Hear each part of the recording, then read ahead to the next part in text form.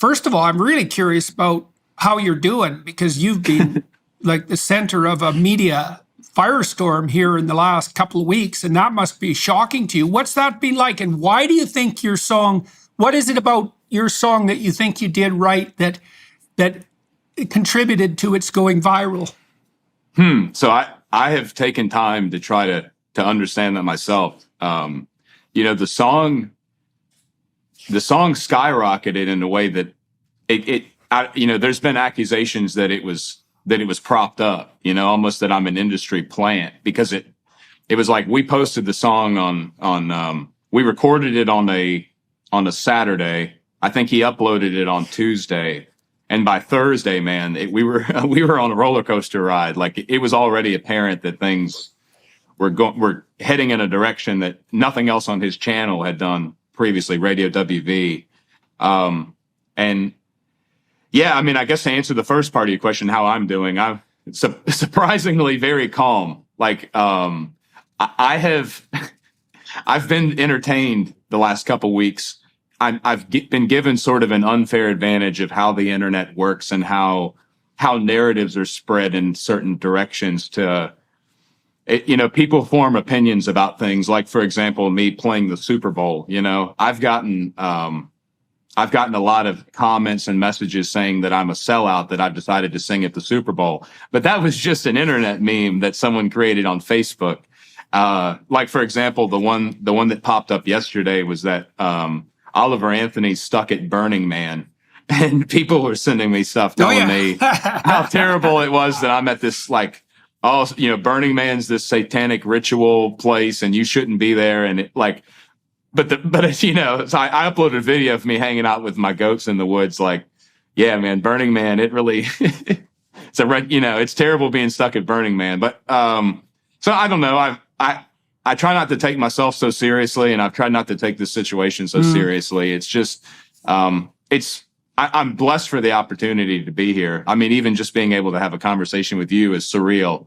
Meeting Joe Rogan was surreal. Just, the artists that I've looked up to, like Jamie Johnson and Shooter Jennings, and it's just so weird that they're a phone call away now.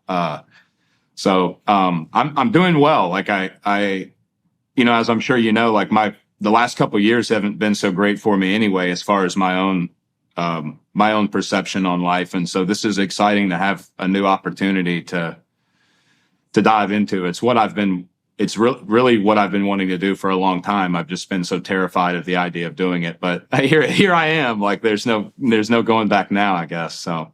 Yeah, well, that's actually something I wanted to talk to you about, because I was reading when I was doing some background research on you, and this is relevant to the issue of selling out that you brought up.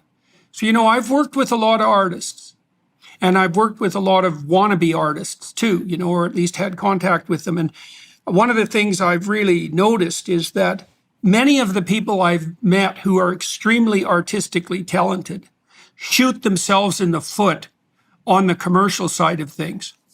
And they do that in three ways. The first is four ways. The first is they're actually terrified of commercial success. And that's actually understandable, because along with commercial success comes a transformation in lifestyle and in social positioning. And it's easy to be leery of that. And there's some utility in that, especially if you're a private person, but then there's ideological issues that come up too. So it's the issue of selling out is a really relevant one. Lots of artists will refuse to have anything to do with the commercial end of their enterprise because they're afraid that that will interfere with the flourishing of their artistic spirit. And that's foolish. And it's foolish for a bunch of reasons. Like, first of all, why create unless people have access to what you create? I mean, maybe you enjoy it yourself, and that would be perfectly the case, for example, with music. But, if you're a performer, in principle, you want people to, hear what you have to perform, and partly so they can enjoy it, partly so you can get feedback, so you can get better. And so you actually want to bring your work to the attention of as many people as possible. The people who bitch and moan about selling out most loudly are almost always people who've had no opportunity to sell out. Like no one's ever offered them the chance to be commercially successful. And so what they do is they elevate their moral stance falsely by claiming that they're the sort of people that would never fall prey to any capitalist temptations, when the truth is they're not talented enough or interesting enough for anyone to ever offer them that possibility.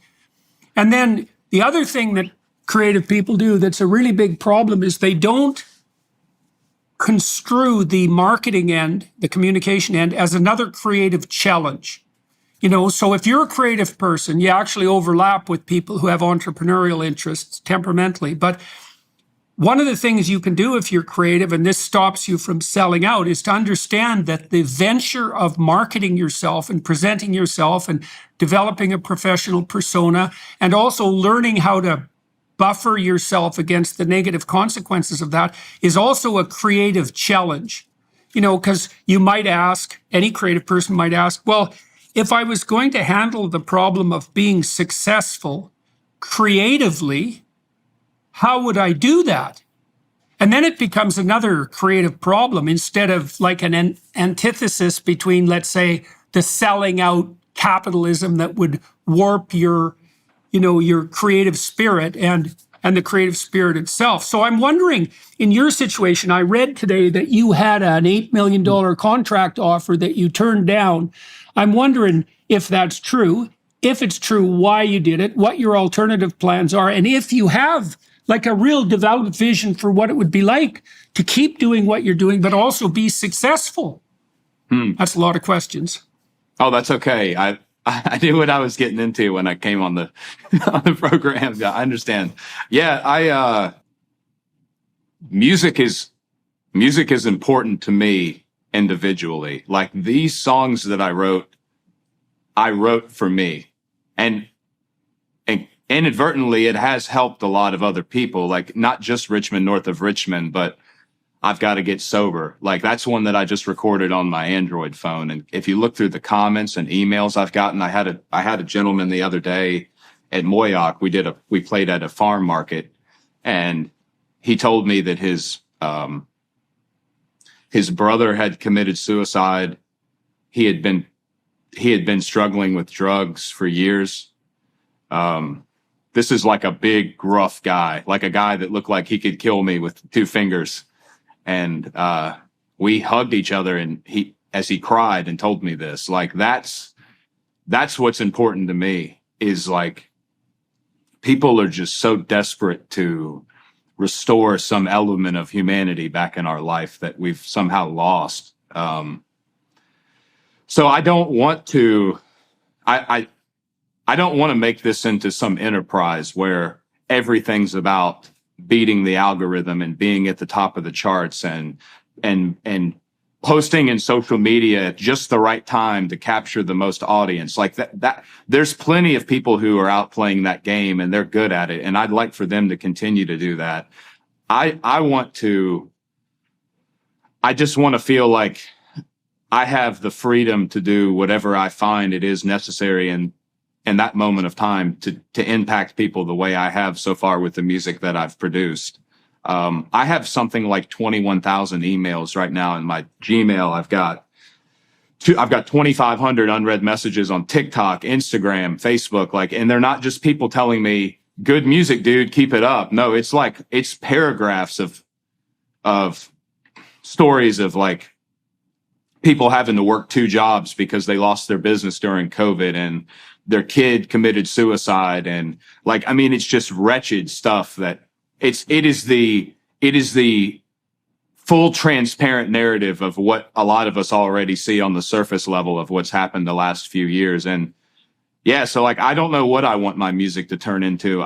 It may manifest itself into some form of a nonprofit or a ministry more than just me going out. I don't want to just go yell all my songs in a stadium, every weekend for the rest of my life. I want this to turn into something that's more meaningful than that, if that makes any sense. So, well, there's a bunch of things you said there. I mean, when I started to blow up and started working in a much more broad public manner, one of the things that was really hard on me was the kind of emails that you're describing. I'm not complaining about this. I'm just pointing it out. Like, I'd done a lot of clinical work and I'd seen a fair bit of misery in my clinical practice. I mean, that's an understatement. But it was limited at most to a couple of dozen people.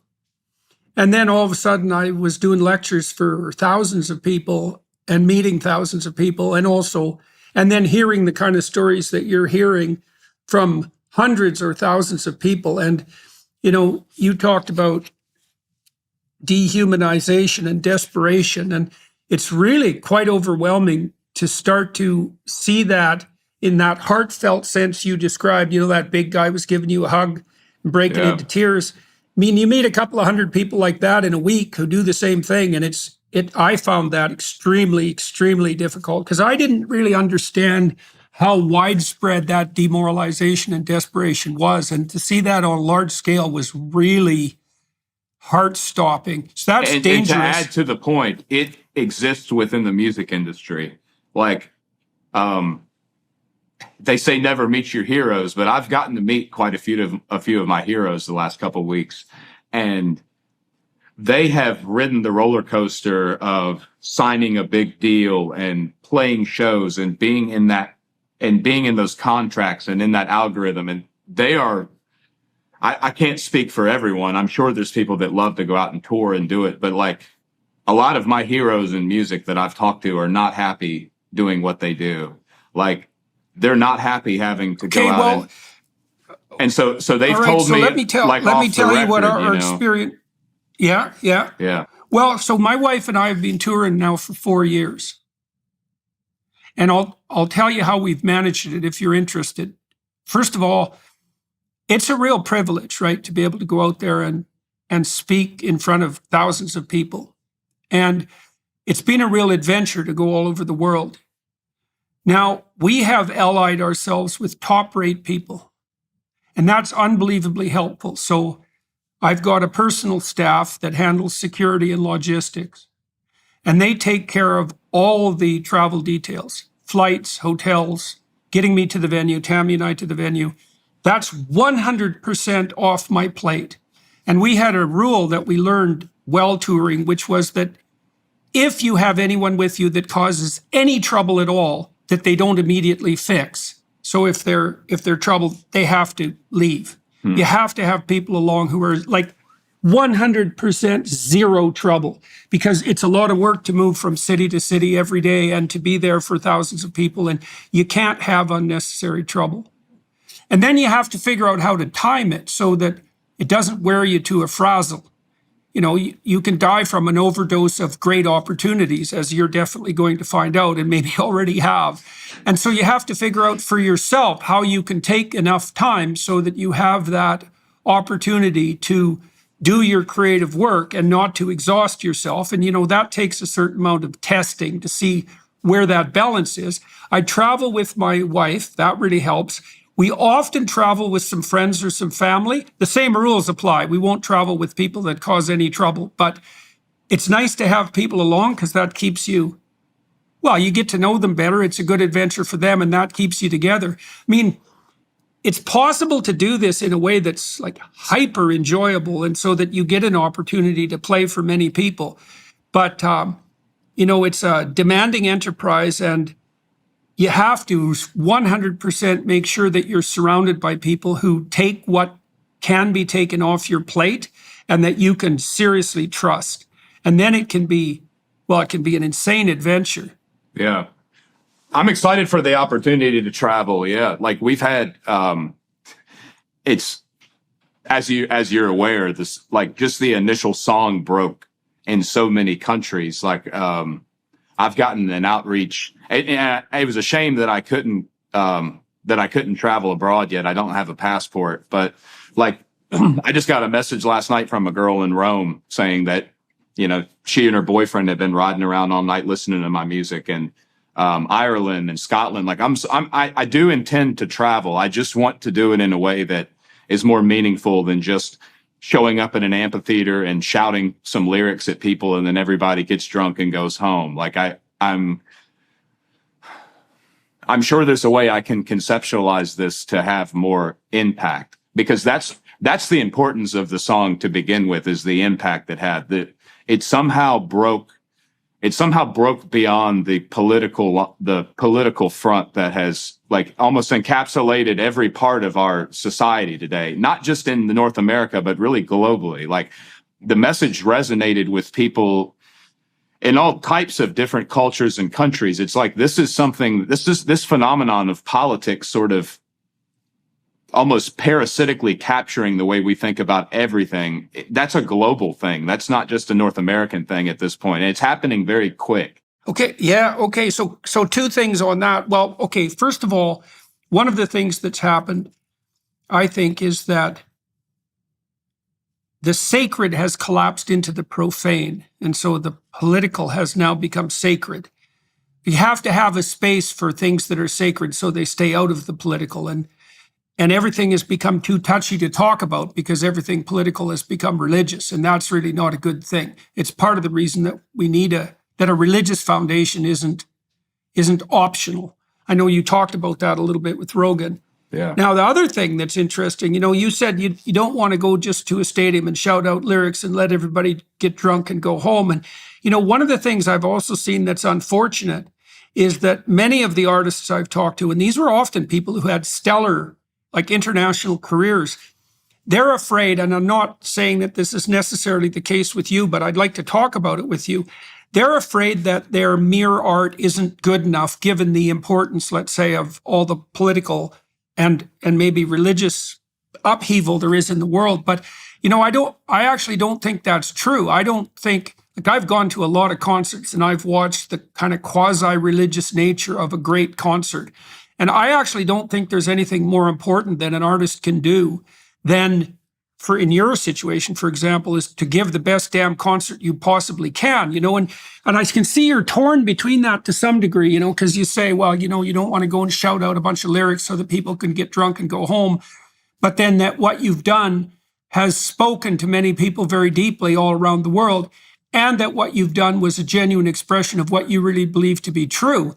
And I would say that if you go to a concert and what you do is you really sing what you believe to be true, there actually is no better service that you can possibly do to people, no matter what it is that you're doing. Like, I don't think there is anything, except for what's truly religious, I don't think there is anything that supersedes genuine art, not in terms of potency and truth.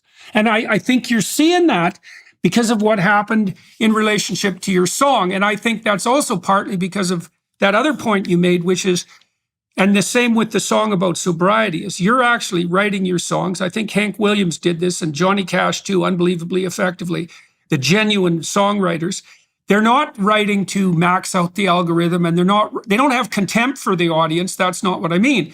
But they're not doing it for their own fame. They're doing it to express something approximating the truth in the way that they see fit. With you, that's obviously going to be musical. So one of the things I would say is, don't be thinking there's any higher purpose you can serve than the genuineness that you bring to your art, man. Good musicians I think people die without good music. It's so important. We have no idea how important it is. How I agree. Key it is to humans. It's obvious to me that music is, every culture that we know of, whether they're, music is something that manifests itself in any society.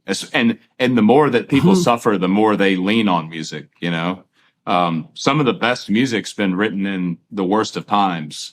So I definitely agree. Like, there's an element of healing to it. And one thing that I've noticed about the music industry, just now that I'm in the business, one of the things I've noticed is that we prioritize, as with a lot of things in art now, like we prioritize through the system of the music industry, we prioritize what can make the most money and not necessarily what can resonate with the most people or what's the most genuine and authentic. And so, like, in country music, now, I loved 90s country music as a kid. I remember riding with my parents and my grandpa and listening to, you know, the Alan Jacksons and George Straits and Bubba Shot the Jukebox. And like, those are just fun, like just good songs. But somewhere country music, and I think music in general, has really lost a connection with people because it's become too commercialized and not enough about. And so that's kind of like, yeah, so I've turned down a lot of offers. The latest one I saw was 100 million. That's certainly not the case, but yeah, I have had millions of dollars thrown at me, and I've had everything thrown at me the last couple of weeks. And, but I guess the reason why I want to stay on my own path is that, I'd like to inspire other musicians to do the same thing. You know, like the story of kind of how all this came about is just, I mean, most of the music's from my Android phone that I, you know, just recorded, put it on YouTube. I ripped the WAV file, uploaded it. There's a service called DistroKid you can use. You pay like a nominal fee annually. They don't take any of the money, and it automatically puts it on all the platforms for you: Spotify, Pandora, Apple, YouTube Music.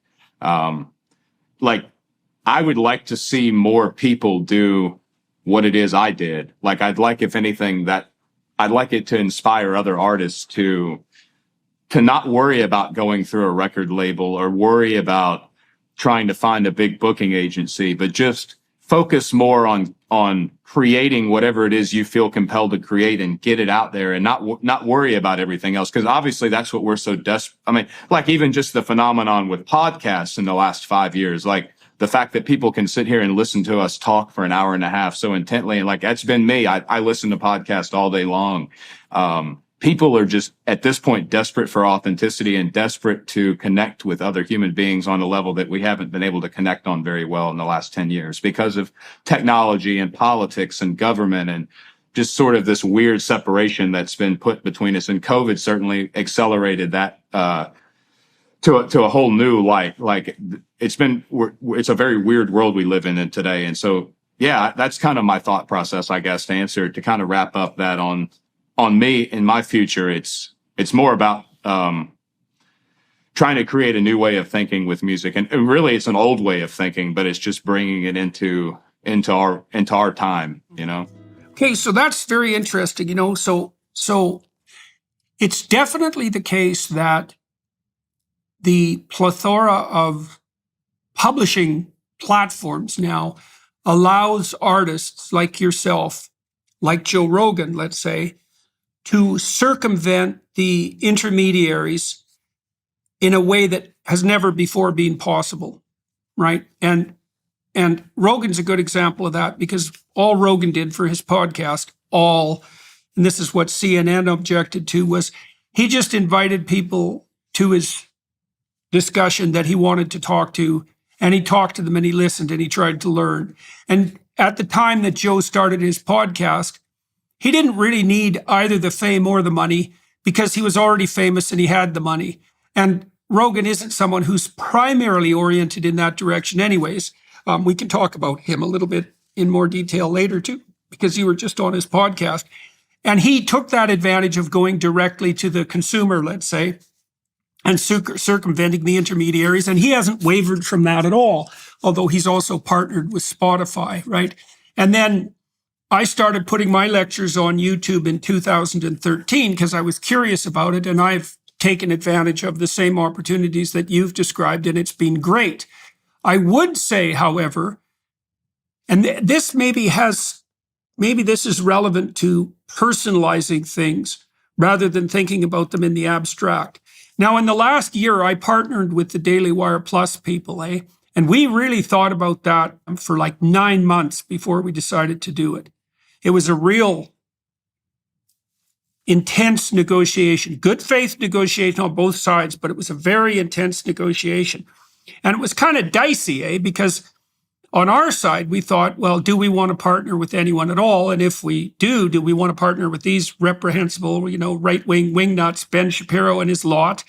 And then we also thought, am I going to ruin my podcast by allying it with something that's somewhat more corporate in its orientation? And that's a real danger, and we did have a bit of negotiation around that when we first started our deal too, because there were ways that the more corporate guys there started talking about content providing that risked turning the podcast into something that was sort of legacy media polished.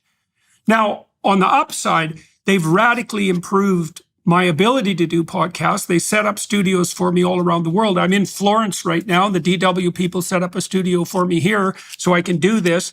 They've increased the quality of the podcast, and they've left me the hell alone completely. If I want to do something and I suggest it to them, they almost invariably say yes.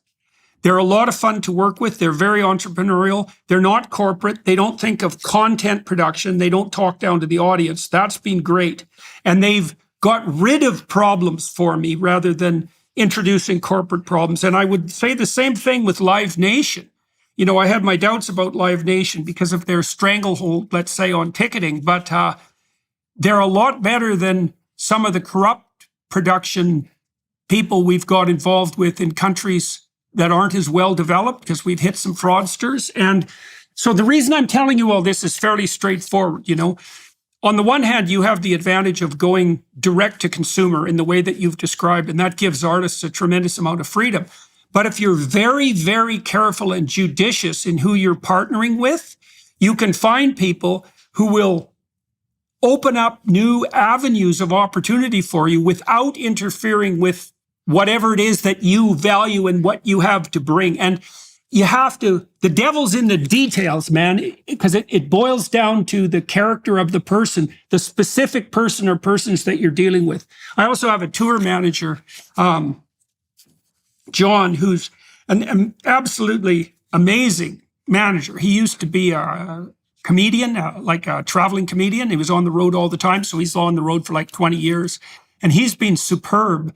So you can find people to work with who will expand your commercial reach without putting you through the grinder and killing the goose that lays the golden eggs. But it requires a lot of discernment and care. Yeah, well, discernment is an important concept with all of this. Yeah, because every decision, every word you speak, and every decision you make can very quickly change the course of everything. Like in this world, it is interesting. Yeah, you bet. Yeah, and so I guess the beauty too with Joe Rogan and with you and with others is that you conceptualized and created sort of your masterpiece and then decided to bring in something to help supplement that and reinforce it. And so that's so maybe that is something I could, you know, it's like you didn't approach the Daily Wire of like, hey, let's start a podcast, and then, like you already sort of created the format, and they just respectfully added to it. And so maybe that's a good way to go about doing it, even with mine. Yeah. Like, well, one of the ways you can tell if you can do that. So in your situation, you're in a fortunate situation at the moment because at this moment, because you can say no. People are coming to you instead of you going to them, as you just pointed out.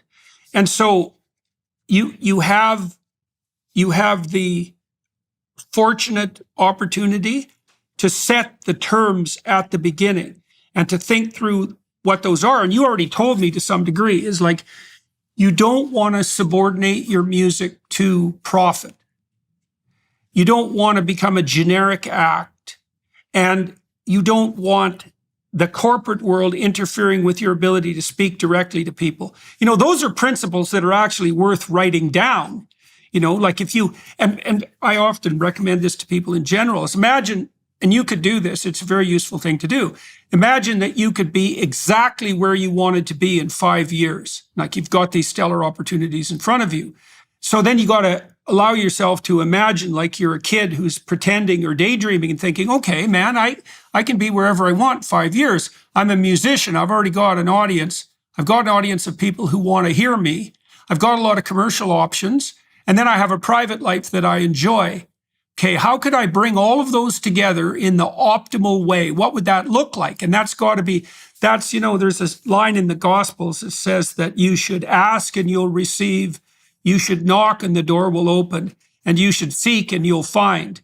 And that's actually an injunction to a kind of meditative prayer. And the idea fundamentally, and this works like a charm, is what the hell do you want? Just imagine that fortune could conceivably smile on you in the way that it has in the last couple of weeks. and you could set up your future so that it was literally your dream, what would that look like? Like, you obviously like performing. I mean, we could do that a little bit right now. If you imagine you could have a year where you had exactly the right balance between performing and having a private life, like, what size audiences do you like playing for? Yeah, that's kind of the challenge. I love the intimacy of a smaller. I mean, we did the farm market. We had about 12,000 show up, and even with that, despite everyone telling me I was a fool for doing it, I stayed and did like a meet and greet after for about 4.5 hours. But it gave me enough time that I was able to. I'd like it to stay at a level. I'd like to have opportunities to be able to meet people. So 10 or 12,000 people. I mean, we've got a few coming up that size. You go back to your point about trying to sort of paint a mental picture of 5 years ahead. I know you had talked about that at some point in a lecture, and that's actually, I give you some credit for me sitting in the chair I'm in now, because I have done that from your recommendation. I did your self-authoring program and all. Maybe 2 or 3 years ago. And, the thing that really spoke to me the most, though, was your story about your friend Chris, because I'm Chris. And, I was really? Oh, man. And I was, you talked about your friend Chris being an aspiring musician and getting high all the time. And if I recall correctly, Chris from what I could interpret, like with my own experience, maybe he was even experiencing some like cannabis induced psychosis and all. I remember the story. I think it was Chris that was in the other room, and I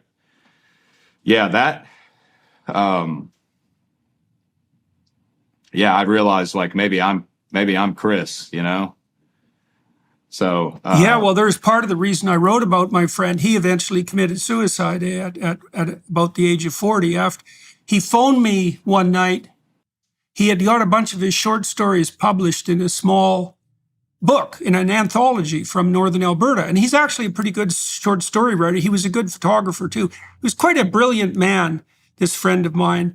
And he did smoke too much pot, and it wasn't good for him. And maybe there was something else going on there too, but he became very bitter and resentful. And partly because, he regarded his own ambition as evil. He was one of these demoralized young men, an early version of it, a sensitive person, and easily made guilty. And the constant harping about, the evil patriarchy and the terrible consequence of male ambition just absolutely did him in, and it played into his own unwillingness to accept responsibility in a kind of pathological way. It was very sad. Like, I knew him for years, and he lived with me in Montreal when he was older, in his 30s, my wife and I, for a while. And we tried to help him get his life back on track, and did to some degree, but then he left and went back to Alberta. Anyways, he committed suicide the day after he had phoned me and told me about having this publication. He went out in a truck and hooked a tube to the exhaust and in his truck, and smoked cigarettes up in the mountains, and, just let himself go. And it was quite the bloody catastrophe, but it was one of those situations where, his life was too aimless, and he didn't take his own potential with enough seriousness. He regarded his ambition as evil. He kind of became a nihilistic Buddhist in the worst possible sense. And and drifted. It was really a real waste of talent. And so it's a hell of a thing to hear you say, that you saw some of him in you, but it's very, very common.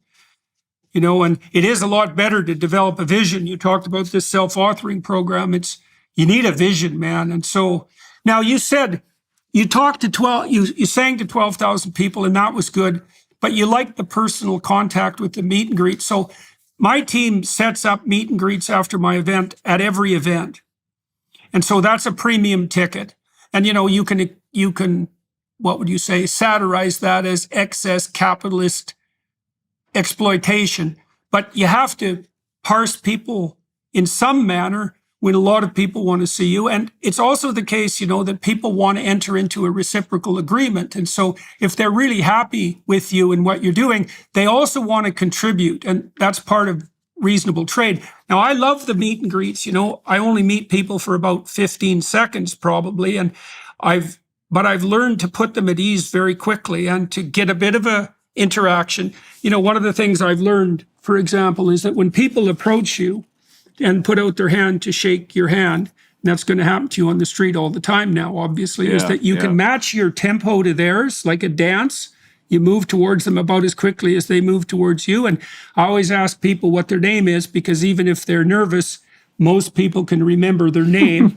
And once they tell you that, that sort of puts them at ease. And I really like the meet and greets, because it also helps you remember that it differentiates the audience back into individuals. And you should always be communicating with individuals. As soon as you start talking to the crowd, as something Kierkegaard pointed out, as soon as you start talking to the crowd, you're immediately lying.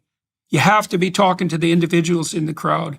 And so I think you can have your cake and eat it on the touring front. You can sing to large audiences, but you can keep that intimacy if you structure it properly.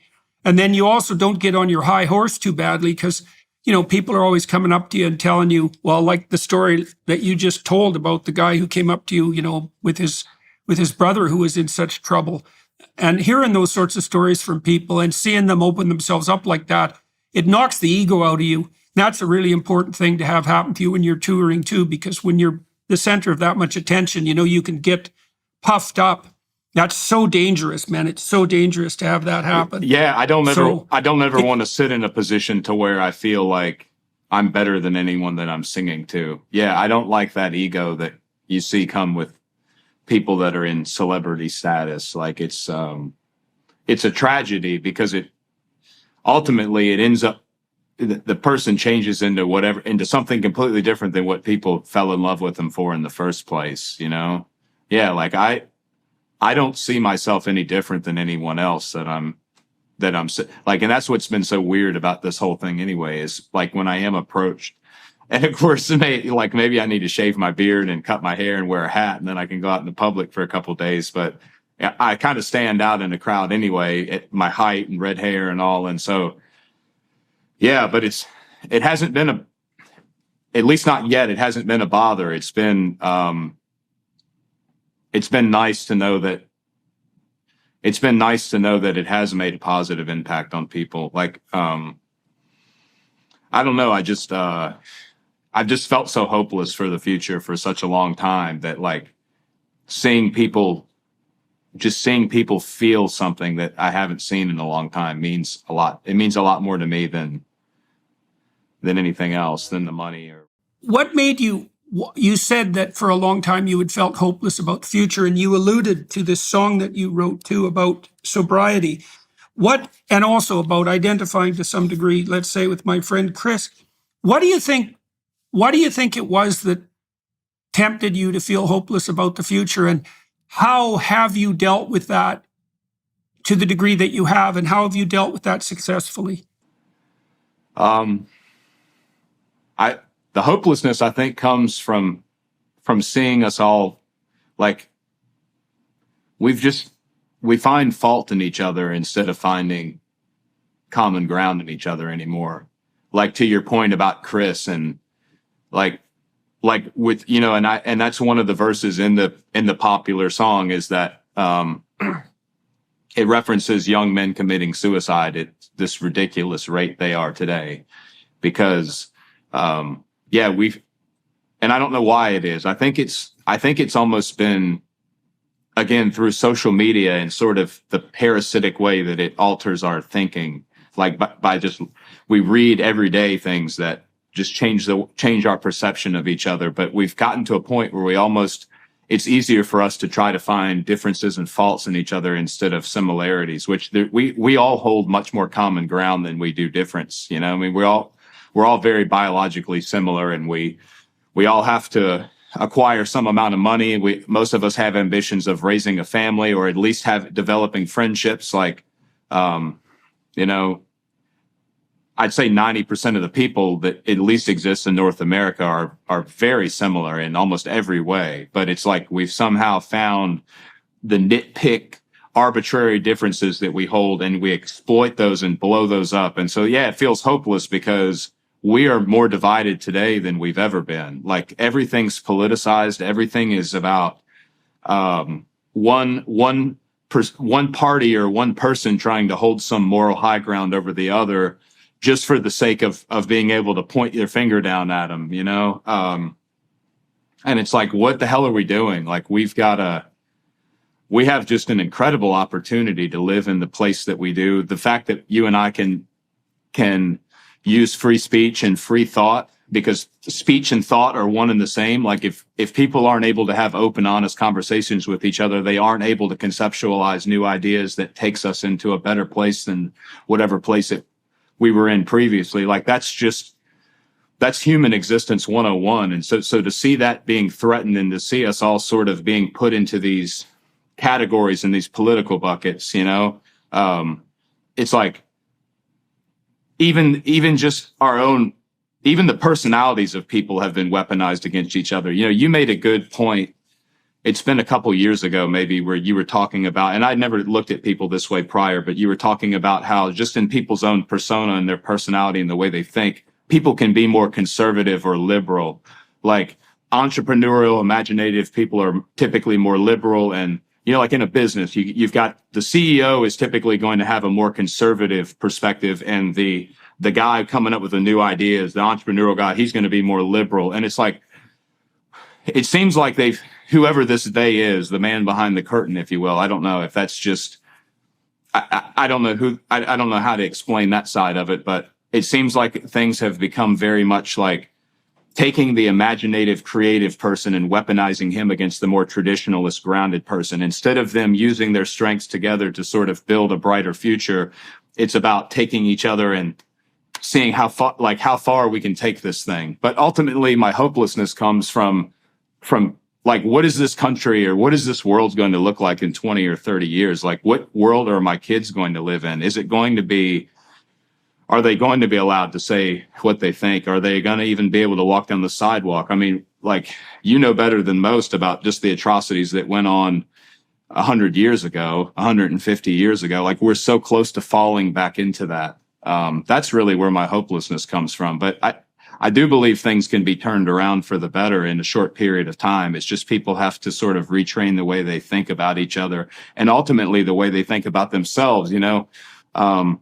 God, I've been on Twitter 2 weeks and realized Twitter's not a good place to be. Like, people seem to spend a lot more time finding fault in others on Twitter and that's time they should be spending with their families or working on a hobby or a side business, or, you know, like, a lot of our time is wrapped up in so much in social media and it's become very toxic, you know? Okay. So a couple of things there. So in terms of keeping your feet on the ground when you've become a celebrity, become the center of attention, you know, there's a tremendous emphasis in the Judeo-Christian tradition of attending to your own sins, right? Of taking the log out of your own eye instead of worrying about the speck in your neighbor's eye. And certainly, you know, you said you regard yourself as just another person among people, you know, and one of the things that's very necessary to do if you are in a celebrity position is to spend a fair bit of time meditating on your own inadequacies, like not in an involuntary and self-denigrating way, the way that it would be associated with depression, let's say, but in a open-eyed and humble, analytic way, so that you remember that you have things to improve, right? And that's your problem and your responsibility. It's actually a relief to do that. And so that's like a meditative or religious practice. And then you talked about the relationship between the creative entrepreneurial type and the conservative managerial type. And that's partly what I was alluding to, let's say, when I was talking about the partnerships that I've established with people like CAA and Live Nation and the Daily Wire folks. Those relationships have been made personal, you know, rather than organizational. And so although they are the people I'm working with are members of large organizations. The relationships themselves are personal and they're based on trust. And because of that, I've been able to benefit from the managerial capabilities of the people that I've been working with. And I learned that actually from the man I was apprenticed to as a graduate student at McGill, Robert Peel, who's still a business associate of mine. Robert Bob was a very good he was a very good administrator and manager, as well as a very good entrepreneurial scientist. And he was very good at managing his lab and keeping track of the necessary corporate and administrative elements that made the entire process move forward. And that's harder for creative people because those are sort of petty details, but you can learn how to value that. And it is like the creative person learning to value the conservative, it's the same thing. The person who can put things in place incrementally and move things forward efficiently, but perhaps lacks vision. It's easy for the visionary to be contemptuous of that, but it's a big mistake. Just like it's a mistake for the conservative type to denigrate the visionary type, right? Because now and then new ideas need to come along. But by personalizing that, you can attain that kind of harmonious production that you described. And personalizing it also helps remove some of that temptation to denigrate the side that isn't, temperamentally aligned with you. So if you're careful, you can have your cake and eat it too. You talked about the self-authoring.com program. You said you had developed a couple of years ago, 3 years ago or so, you developed something of a vision for yourself. And so do you remember what the details of that vision were and why you decided to do it? Yeah. So I'd used a couple of years. So I'd used the self-authoring, and I also used the personality trait for my wife and I before we got married. And understand myself. Understand myself. Yeah. Okay. So we've used both of those, so we could figure out how we had just moved in together, and we had maybe been dating a couple of years prior to that, and we were getting ready to get married. And it was like trying to figure out how we could, like any couple, when you're living together, things are much different than when you're not living together, and you really learn how you have to sort of work around each other at home. And so, we used that. But self-authoring was more of just trying to figure out where my direction was, because I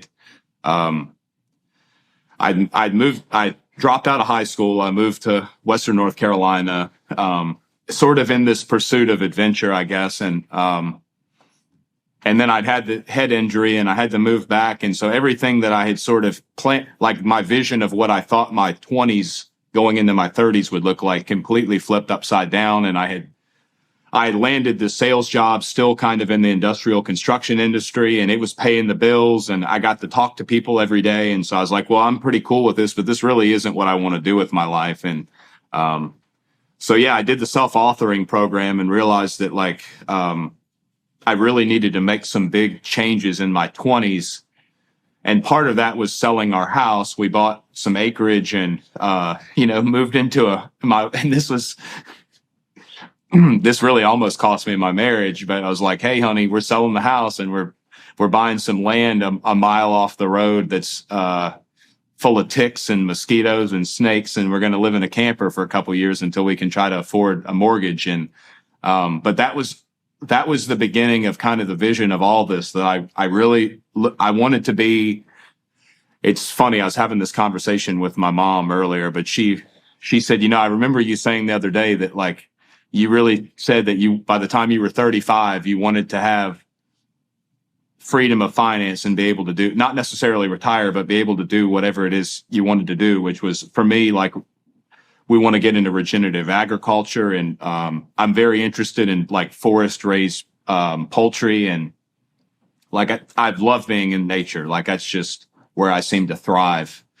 So it was sort of changing my direction away from I don't need a big mortgage. I don't need a car payment.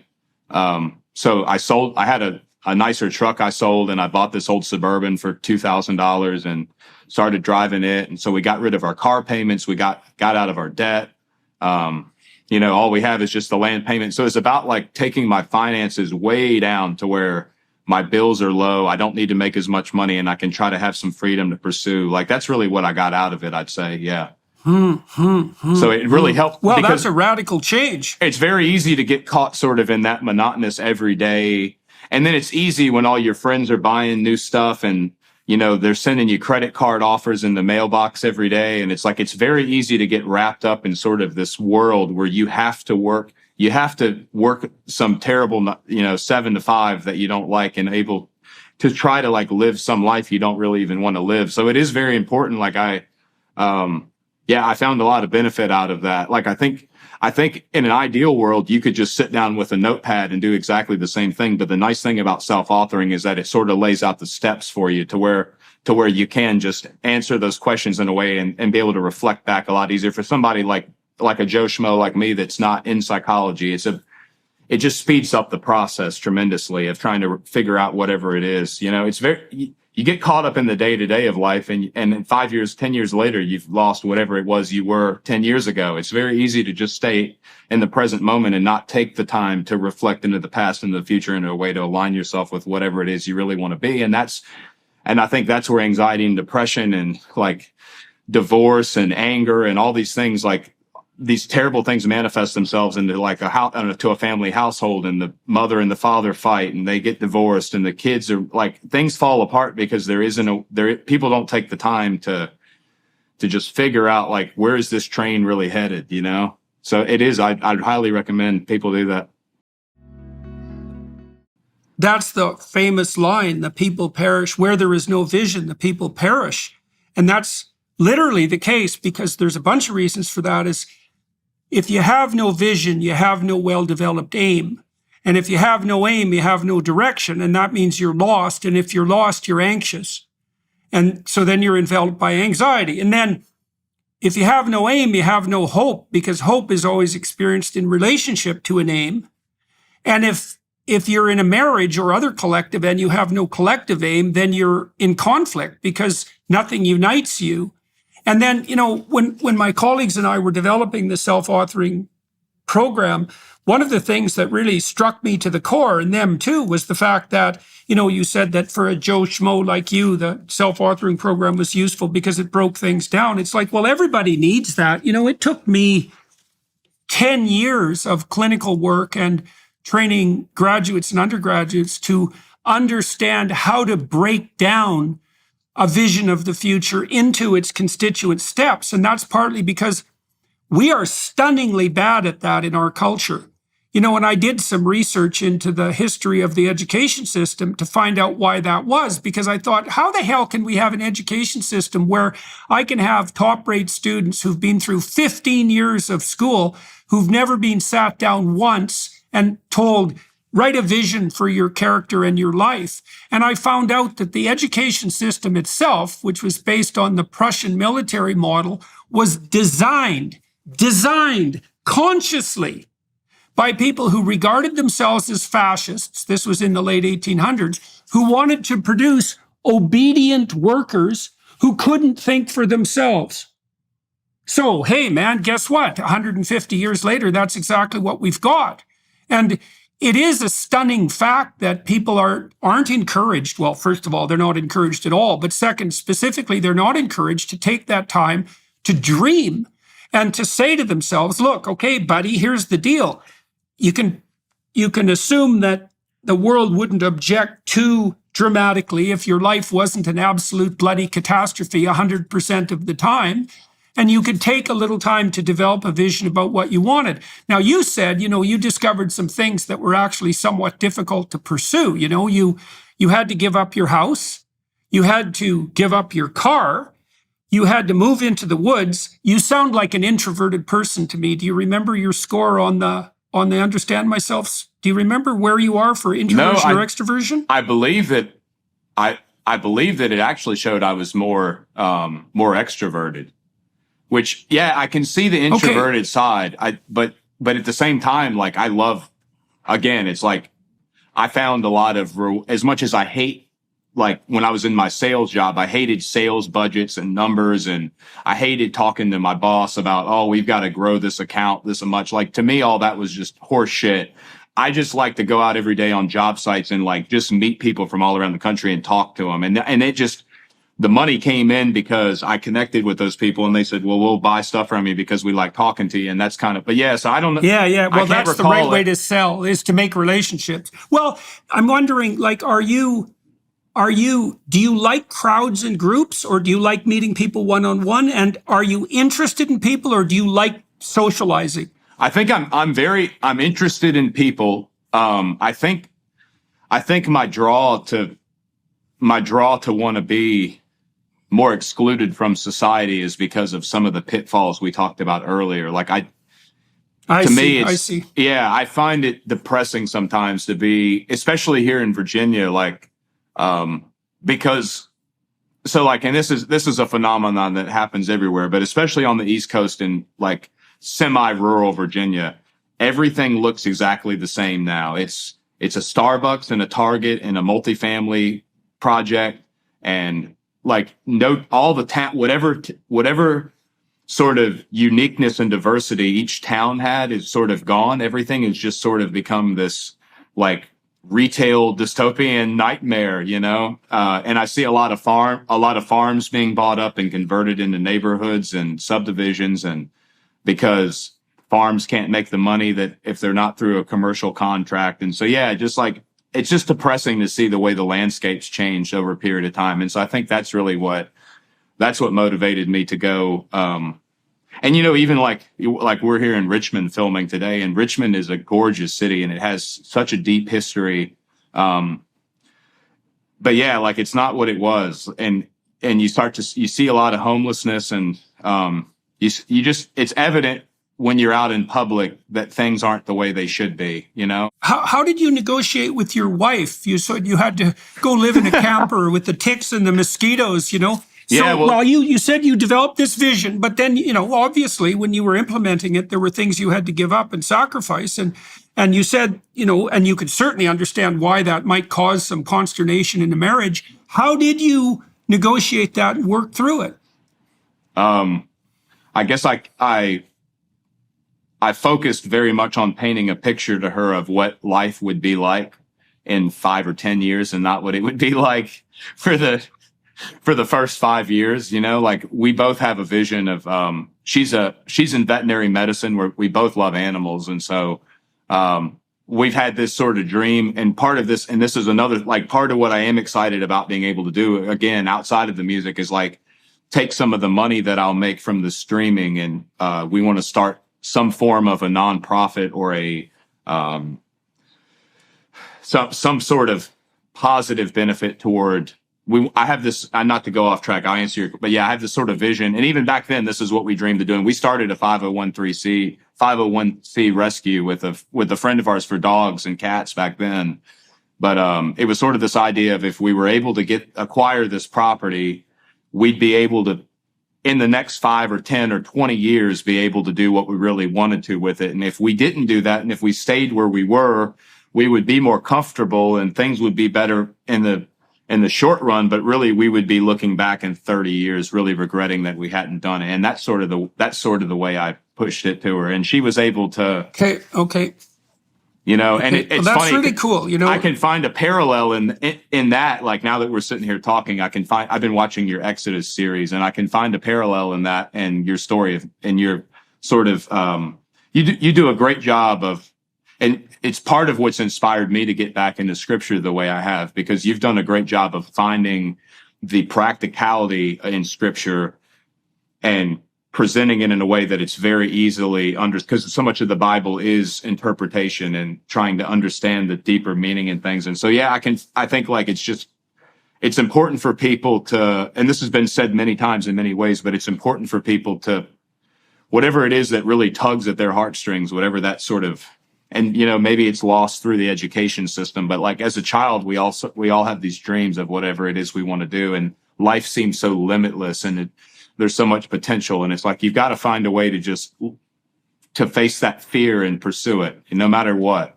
Yeah. I mean, the worst thing you could do is, I have a song called Hell on Earth that I just kind of threw together.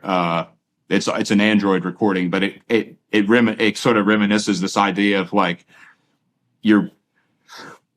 a lot of people die and go to hell before they ever hit the ground is one of the lines in the song. But it's like people get stuck in this sort of monotonous work. Let me drive to work down the interstate and get pissed off and flick everybody off when they cut into my lane and go work this stupid job that I don't like, so I can come home to this stupid house that I don't like and pay, so I can pay all these stupid bills that I don't want to pay. And it's like deep down inside of them, there is some sort of ambition or pursuit that that maybe they've even forgotten about, but the subconscious has such a weird way of holding on to things that sometimes even our cognitive memory can't recognize, you know? So for me, it was like, I didn't want to die not taking that chance. You know, you only get, time is very precious. Like, it seems like we live for a long period of time, but really 80 or 90 years in the grand scheme of the world's existence is just a blip on the map. And so, like, we do have to you don't know if you'll even live to see tomorrow. So yeah, you do have to pursue whatever it is that you feel compelled to do in that moment when the time's there. Yeah. All right, so you got about 10 cool things there. So you mentioned Exodus. So one of the things that happens in Exodus is that Moses is being a shepherd, right? He's off with his Midianite father-in-law, Jethro, and he's married one of Jethro's daughters, and he's away from Egypt. He's just minding his own business. And that's when he's wandering down the pathway by Mount Horeb, which is the center of the world. It's Jacob's ladder. It's the place where Jack would plant his beanstalk that stretches to heaven. It's reused, that symbol, consistently in the Bible. Anyways, that's when he notices something off to the side that glimmers and glitters, and that's the burning bush. And he could continue just walking down the path, let's say, as a relatively satisfied shepherd, or maybe dissatisfied shepherd, but he decides to go investigate this thing that attracts his attention, right? And that's the key aspect of the story. He decides to go investigate what attracts his attention. And as he gets closer to it, he understands that he's on sacred ground. And when he continues his pursuit, God himself speaks to him, right? And that's when Moses becomes a leader. And that's the story. That's the story of life. Is, you know, you said people are all tangled up in the 9 to 5 and they're not paying any attention to anything but immediate practicalities, even though they're dissatisfied with them and they're ignoring what's calling to them. All right, so Moses doesn't do that. And then he develops a vision, you know, and that's the vision of the promised land. And everyone needs a vision of the promised land because, as we already said, that protects them from anxiety and gives them hope.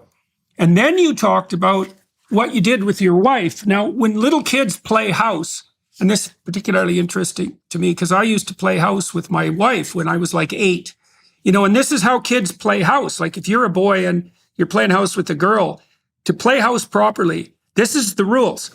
You have to come up with a vision that you offer the girl, or she has to do the same to you. They have to say, well, look, here's the house. You can maybe sketch it out on the ground, or we'll pretend that this, you know, playground structure is the house, and there's the door, and there's the rooms, and you be the mom and I'll be the dad, and here's what we're going to play out happening. And the girl has to say, yes, I'm on board with that. And then you enter the same fictional landscape. And you said, and you noticed, you have to do the same thing with your wife. It's exactly the same damn thing, is that once you develop a vision for yourself, let's say in your imagination, that's what calls for you. To you, it's based on what you really want. You have to develop that vision. Then you have to say to her, look, here's what I see 5 years down the road.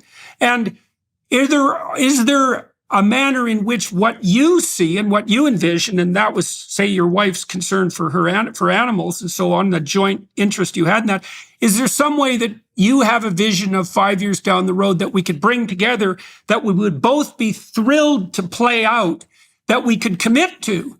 Right. And so that visionary practice has to extend within the marriage. And then you get to play house, and then you get to play. And that's a hell of a lot better than beating each other up and, you know, using force and compulsion. Well, those are the options, right? As far as I can tell, it's slavery, tyranny, or negotiation. And if you negotiate in a visionary way, then you get to play. And if you get to play, well, then you're not in that hell on earth that you described, right? You're as close to the opposite as you can get. So you obviously managed that successfully, and so well, I presume. And yeah. What does your wife think about the way this vision is unfolding? Yeah, well,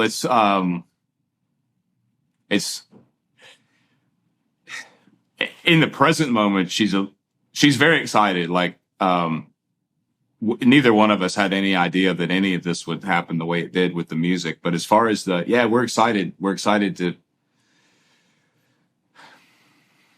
it's the last few weeks have been so difficult to interpret anything. Cause she's pregnant now with what'll be my first son. I've got two daughters. And so this will be my first boy. So like the last couple of weeks have been spent more about trying to figure out what we're going to name the little rascal than anything else. But yeah, like our vision, I think, for the next 20 or 30 years is very similar in what we want to do. It's, we want to make sure that our children are brought up in a way that they get to experience nature and get to sort of have some of the imaginative and like you said, even just some of the playful nature that children have. We don't want them to.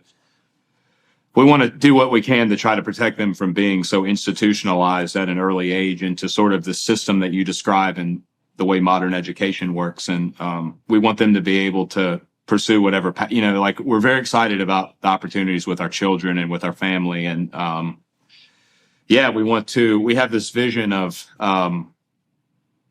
I don't know exactly how it'll work out. There's a model very similar that Robert Kennedy Jr. describes called a healing center. But I think we want to incorporate animals into it as well, to where we want to use our property. Maybe we even try to purchase another piece of property just through this nonprofit. But I have this vision of sort of creating a model that can be replicated that involves regenerative agriculture, people that are suffering with PTSD and mental and people that are just getting out of rehab. And there is studies that show that hard work in general helps anxiety and depression, but then being out in nature doing it, like I think there's a place over in Italy that does this, that takes kids that have depression, anxiety, and suicidal thoughts and all, and sort of works them on this vineyard for a period of time, and it's got a very high success rate. And so yeah, we have a vision of trying to take whatever has been produced from this, and we want to sort of light a fire maybe that will hopefully light other fires, and this can become something a lot bigger than just what she and I want to do, with our world. But yeah, it's about trying to sort of we both are very like-minded in that, and sort of that bigger vision. And it did take some time. Like it's difficult. It's very difficult for anyone in today's society, including me. I mean, I'm just like anybody else, but it's hard to sometimes it's hard to. How would I say it? It's hard to take away the immediate gratification of whatever world you're living in now and those comforts, and being able to somehow put those to the side for something that doesn't even exist. Like it's a terrifying thing to make that leap. But I'd say at this point, there's no going back. Well, look, it is a leap of faith, and you have to have. First of all, you have to have faith to do anything, because you can't do anything unless you have faith in it. And so maybe you have faith in your 9-to-5 routine and you think that's the best that there is. And that's faith too, because like you said, you might be run over by a bus tomorrow and who the hell knows what's going to happen. You're going to put your faith somewhere. So then the question is, where should you put your faith? And one answer to that is security, or hypothetical security, but that seems to me to be a stupid answer, because there is no security. So then if there's no security, then where do you put your faith? And then I would say, well, you put your faith in what beckons. And music beckons to people, and beauty beckons to people, and art and justice and truth, like these eternal verities. The path of heroism beckons. These things call, right? And that's the burning bush. And you have to put your faith in something because you're ignorant and you don't know everything. So you have to take a leap. And, it sounds to me that one of the things that you and your wife figured out is that you should take a leap into the unknown, to the spot that beckons, right? And those are those things that call to you. You said unconsciously, that won't go away, that won't stop bugging you like Jiminy Cricket, your conscience calling you to. That's what you're supposed to put faith in. And that's part of the classic representation of God in the Judeo-Christian tradition. Like, God is the voice of conscience. That's what the prophet Elijah establishes. He's not out in nature. He's not in the thunder. He's not in the earthquake, right? He's not Gaia. He's not even the cosmos. God is what beckons to you from conscience and what calls to you. And you ignore that at your peril. In your song, you said hell on earth is like hell on earth is where you go if you don't pay attention to what your conscience tells you and to what beckons. And that's the truth. And it's also the case, if you get tangled up into that routine you hate, that industrial routine, predictable industrial generic routine, and you're pissed off going to work and you're giving everyone the finger and you're resentful and bitter, like you're one step away from wanting to turn everything into hell just to get revenge for your miserable life. That's the story of Cain, by the way, because it's Cain's descendants, right? Cain gets bitter, and it's Cain's descendants that first make weapons of war. In the aftermath of Cain's descendants, well, the thing that happens after the things that happen after the story of Cain and Abel, right, the fratricide and then the degeneration into murderousness, is the flood that wipes everything out, and also the Tower of Babel, which is this terrible technological construction that you were referring to, this terrible generica, mindless generica that's spread everywhere, that posits a mere technological solution, a technocratic solution to every problem. Those are two various forms of hell. And this is very real, and well, it's real enough to base your life on. I believe that's what we're experiencing today. Like, I think that what you said is exactly what's happened today. And when I look at Republicans and Democrats in 2023, that's what I see. Is I see people who are bitter and angry and disgusted with a system that isn't serving anyone correctly. But instead of us being able, in the same way that in a business, someone with a more conservative mindset and someone with a more liberal mindset could use entrepreneurial and like traditional and organizational skills to build a strong business, which is what we should be doing in our political climate and in our country. We're using our bitterness as a weapon against each other. It's been interesting. I think obviously a lot of people understand what it is I'm trying to say or what my message is within the song, but it has been interesting seeing both sides also attack me, misinterpreting that I'm identifying with the other. I've had, like, for example, I've had, even just recently, I've had some conservatives give me grief for making the comment that we're stronger or something to the, this was in the middle of a concert, and it was, I think I said strength through diversity, which really resonates on exactly what that point is, that we need to have people that think differently use those strengths to work together in a way that makes us all stronger. But I think people are so used to hearing that as a sort of a left-wing rhetoric that they immediately identified it as that. And then on the flip side, I've had the left very much attacking me as being sort of this right-wing, far right-wing, whatever, and you've experienced this yourself. But at some point, we've got to figure out a way to for us as a society, maybe find a way to leap out of that. Like what we're facing in today's world is much bigger than that. That is important. It's important that we have politics and that we have a system in which we decide how different ideas are implemented into government, but it can't rule us either. Like, we've allowed it to not sit here at the wayside, but we've allowed it to almost encapsulate all of us. Like, it's become sort of the ceiling under which we live under.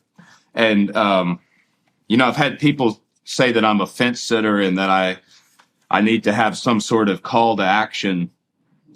And I guess, like, if there's anything that I would respond to that with, given the opportunity we have now, it's like, I think we need to take a step back and re-envision what we want the next 20 or 30 years to look like. And there's an important verse that came to mind. This is in Matthew 22, starts in 34, but it's where the Pharisees are questioning Jesus on, like, because even throughout the Bible, there are contradictions, obviously, and people have different forms of opinion and different ways things are worded even throughout the Bible. But he says, a Pharisee asked Jesus, "Teacher, which is the greatest commandment in the law?" And Jesus replied, "Love the Lord your God with all your heart, with all your soul, and with all your mind. This is the first and greatest commandment. And the second is love your neighbor as yourself." And like, as simple as that is, if we could just find a way to make those two commandments, even outside of religious boundaries, if we could learn to make that our priority and then base our differences below that, like God is here, our love for each other here, and then below that is try to find a way to integrate our differences in a way that everyone can live a better life. Like, it would resolve a lot of the conflicts that have become like way overcomplicated. Okay, so I think you pointed to, in some ways, I don't know if you could call that the most crucial of lines in the biblical corpus, but it's damn close, because what's happening in that story, as you no doubt know, is that the Pharisees, the scribes, the lawyers, they're kind of the political class, right? They're the privileged class. And what they're trying to do is they're trying to trap Christ into making a heretical statement so they can kill him, essentially, or at least throw him in prison. That's the plan. So they've set up traps, which is exactly what that question is. And he does this incredible sleight of hand, which is a mark of staggering brilliance. Instead of taking the 10 Commandments, which are the law, right, the Moses established law, and saying, well, this one's, what they want him to do is say, well, it's number 4 that's most important, because then they can say, well, you don't think number 1 through 3 or 5 through 10 is important, and so it's off to prison with you, buddy.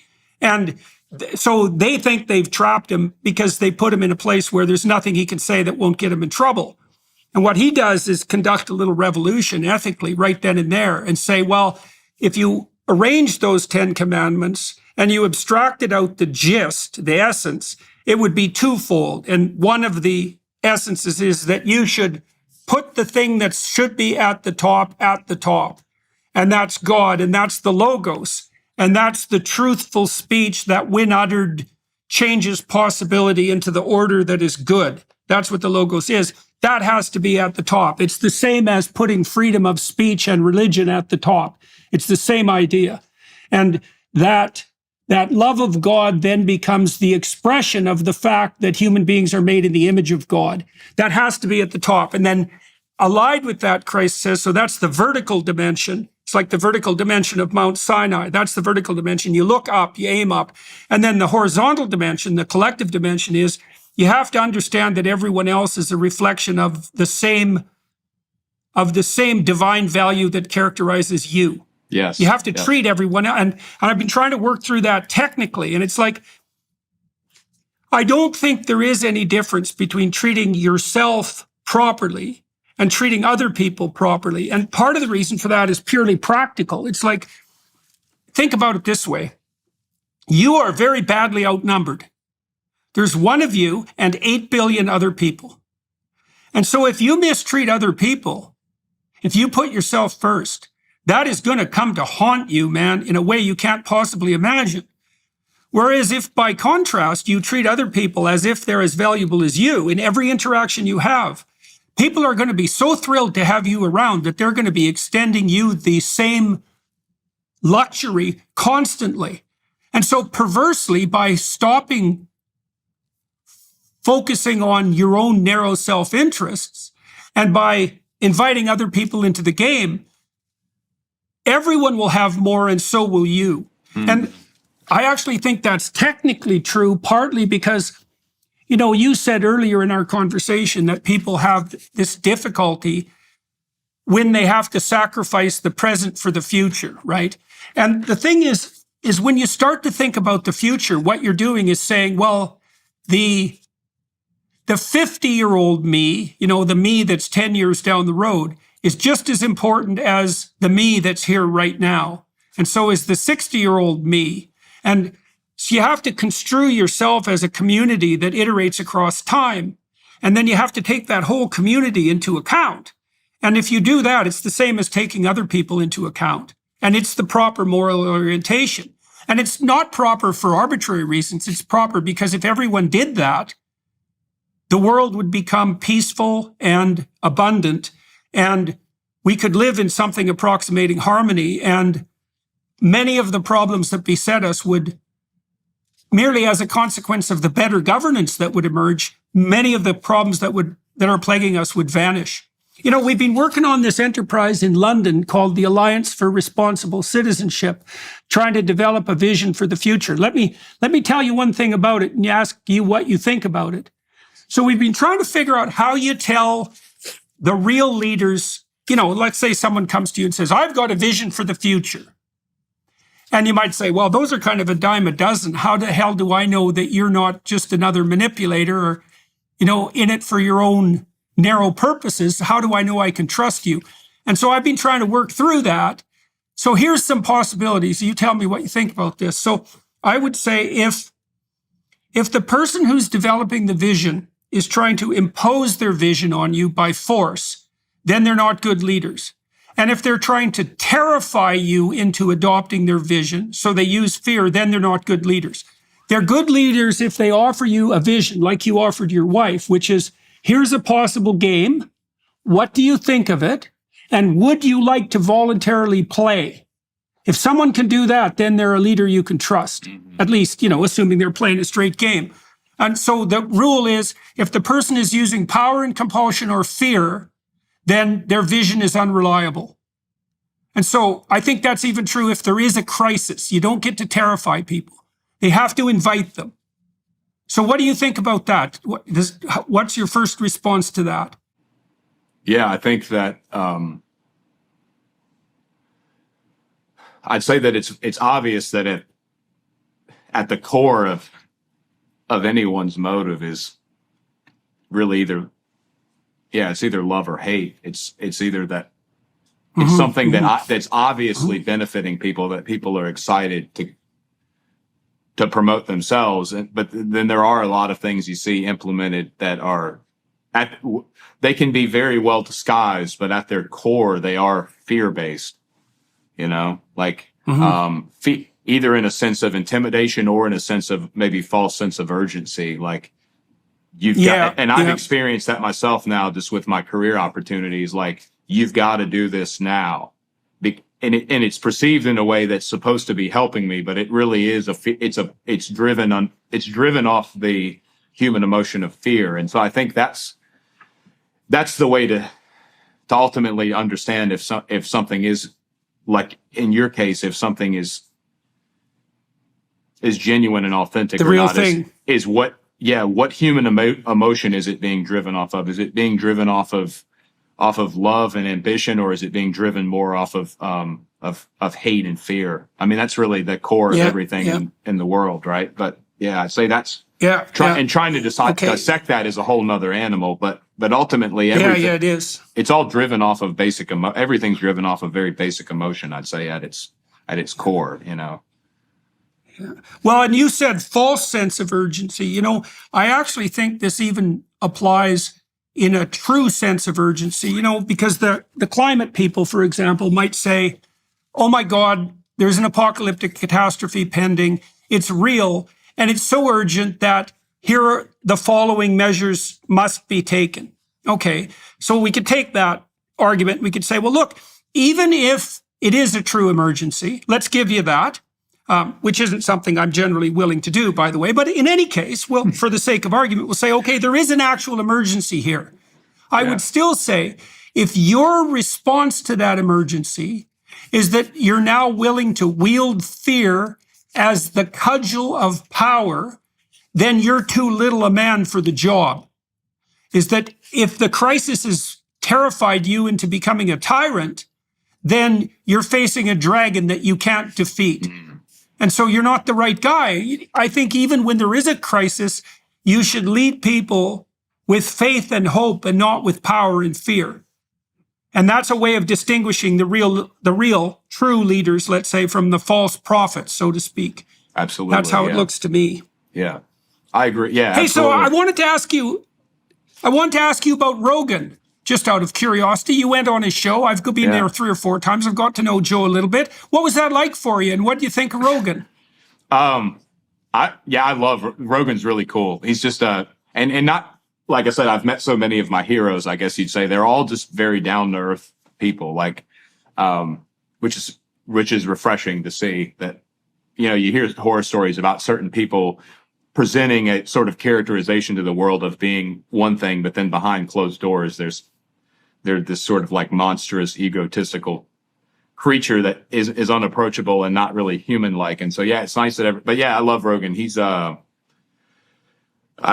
was impressed at the way he conducts his business. It's very streamlined and, Yeah. yeah, he has a small staff. He's very straight to the point with everything. It's like, it's nice to see. And I think that's what's brought him the success he's had, is that he hasn't turned it into sort of this, he could make it a lot bigger and quote unquote better than it is, but he keeps it very just simple and real. And so, yeah, I enjoyed meeting him. We had a great time when that was my first time off the East Coast. So we were in Austin, obviously. And, we did the Joe Rogan podcast. And then that night, I connected with Tom Segura, who's another great, like, I can't say enough nice things about Tom.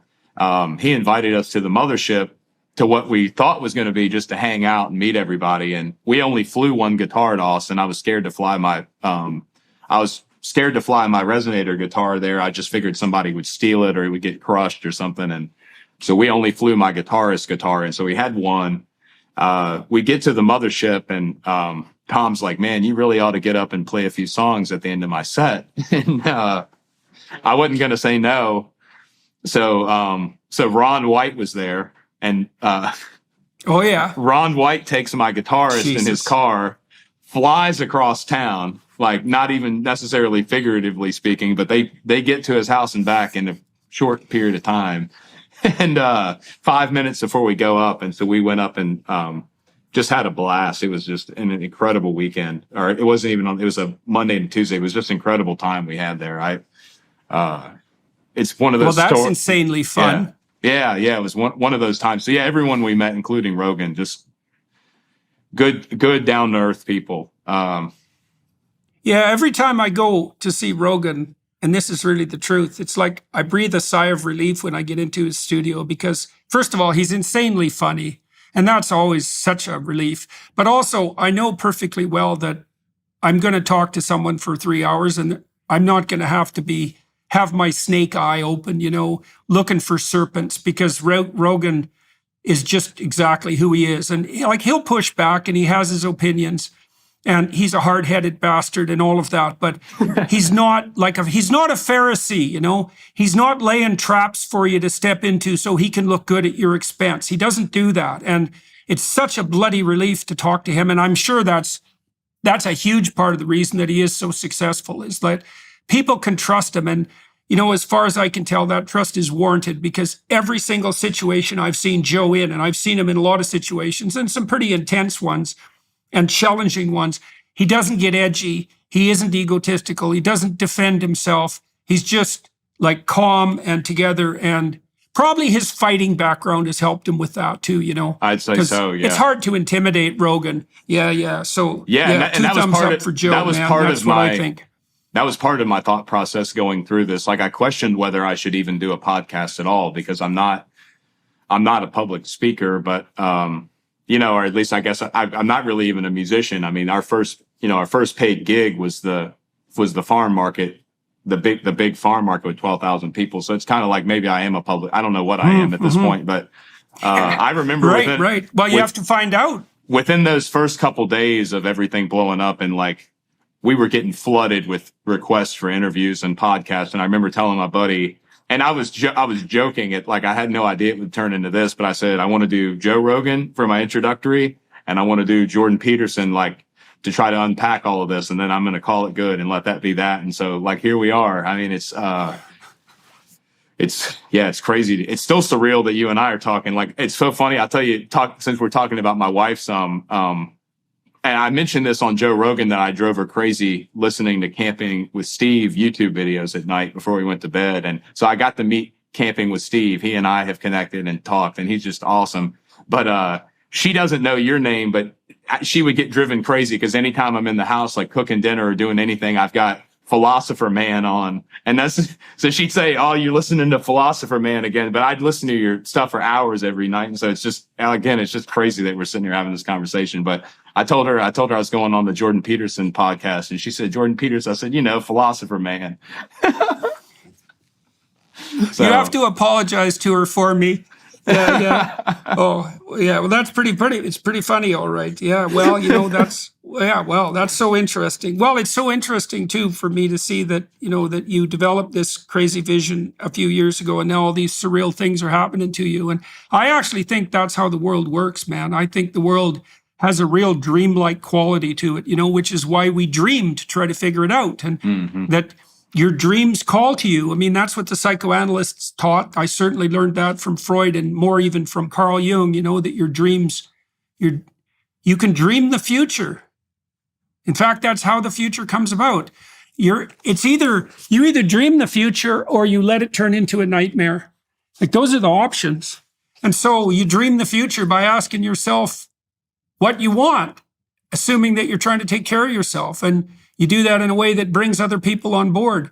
With this ARC enterprise in the UK, we're trying to develop a vision that when people hear, they think, geez, I'd make some sacrifices to be part of that. I'd put some work into that. They're not trying to hit me over the head with a cudgel, and they're not trying to frighten me. They're trying to invite me to the table, right? They're inviting me to the discussion. And that's really what we're praying, and both metaphorically and literally to do, is to say, look, man, if we got our act together, if we were all visionaries and we told the truth and we cooperated properly, we could make the desert bloom, right? There's no limit to the problems we could solve.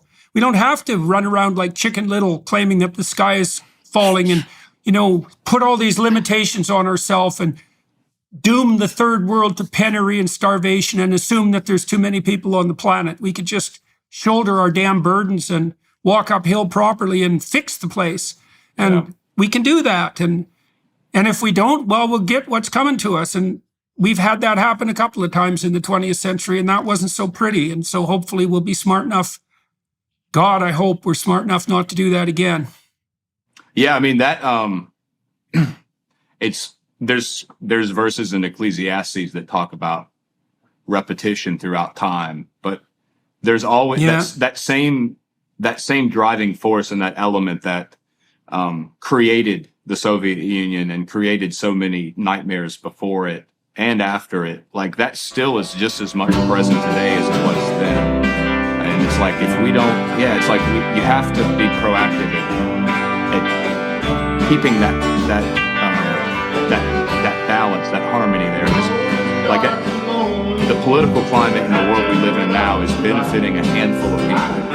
And it seems like that handful of people is doing everything they can to keep the system in that sort of disorder. But if somehow if people could, and you're right, and it's like you talked about the power of imagination, but it really is the truth. It's like if people could just figure out in their own space how to make things better and just even have a vision of things being better, and just a certain amount of people did that.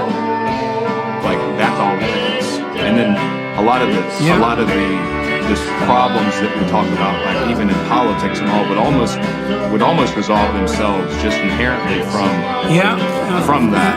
From people taking responsibility. Well, that's right. Well, there's another scene in Exodus where that's actually laid out.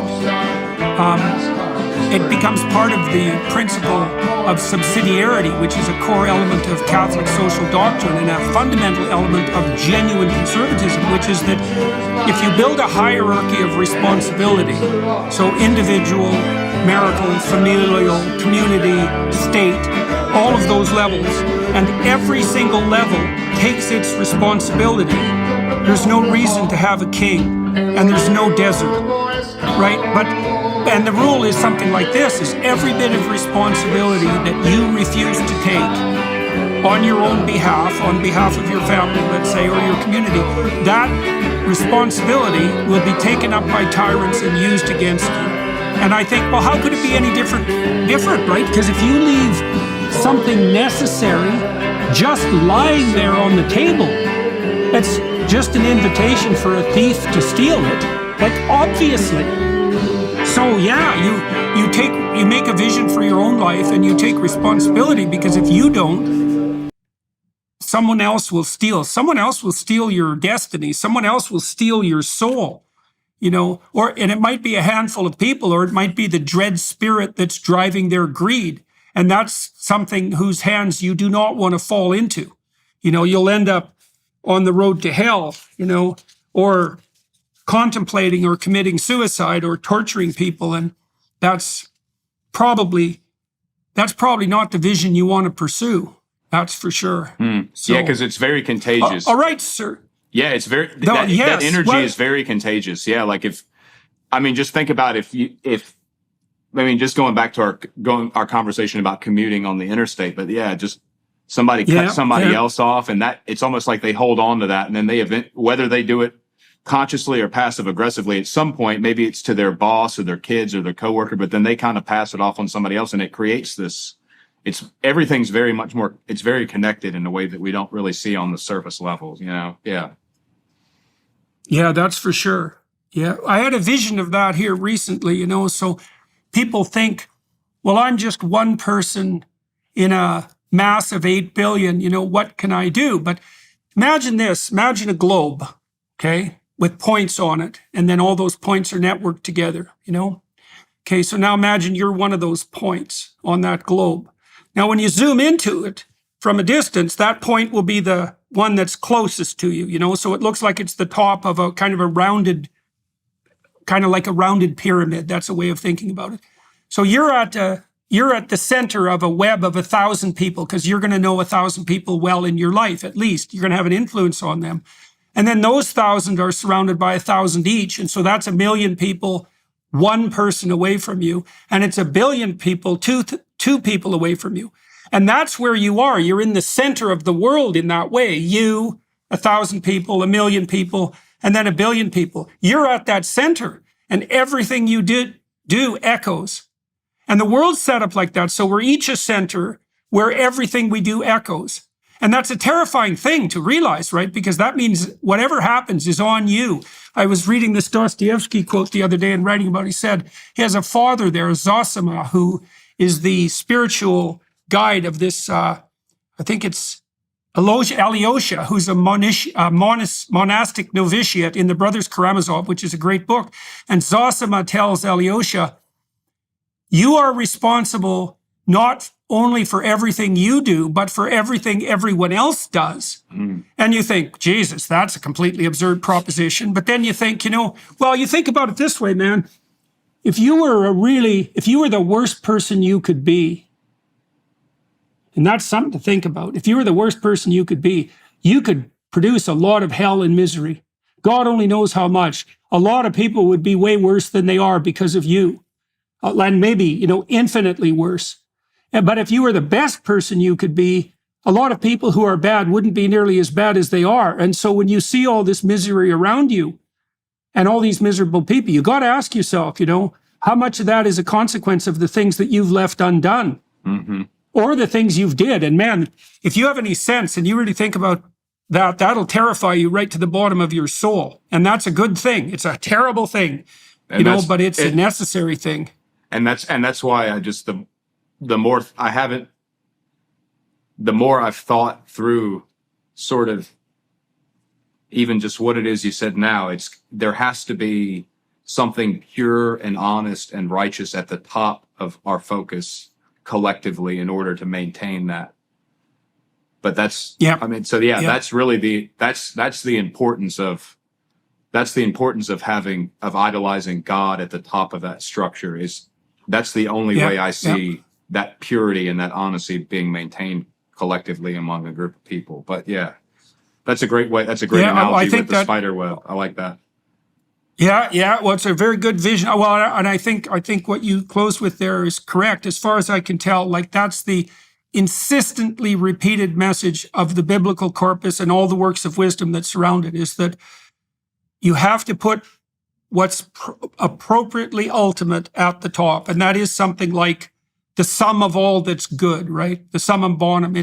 That's a definition of God. It's truth and beauty and justice and mercy all united into a single character. That's a way of thinking of character you're supposed to embody and put at the top, which is the same as celebrate or worship. Yeah, I think that's right. Look, we should stop. I guess it's 107 minutes into this 90-minute podcast, and it was really fun talking to you. It's really good to meet you. And I would say, man, congratulations on your success. Congratulations on developing your vision. Congratulations to you and your wife for having enough sense to knock your heads together and come to something approximating a consensual solution, and to getting over your resentment and you know, to having your dreams come true. And isn't that a weird thing that can actually happen? Yeah, that's for sure.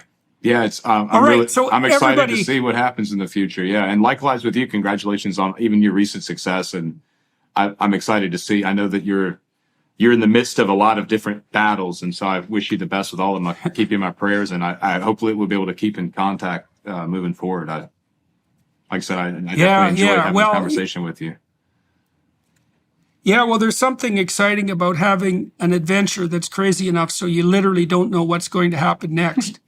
I mean, that's a good way to keep you on your toes and not resentful. It's like, what weird thing could possibly happen now? That's a real adventure, man. Yeah, no kidding. All right, okay. So for everybody watching and listening, I'm going to continue talking to Oliver Anthony on the YouTube, on the Daily Wire Plus side of this platform or this interview. We're going to talk a little bit more about autobiographical issues, which is what I generally do there. Thank you to the film crew here in Florence for making this possible today, and for Daily Wire Plus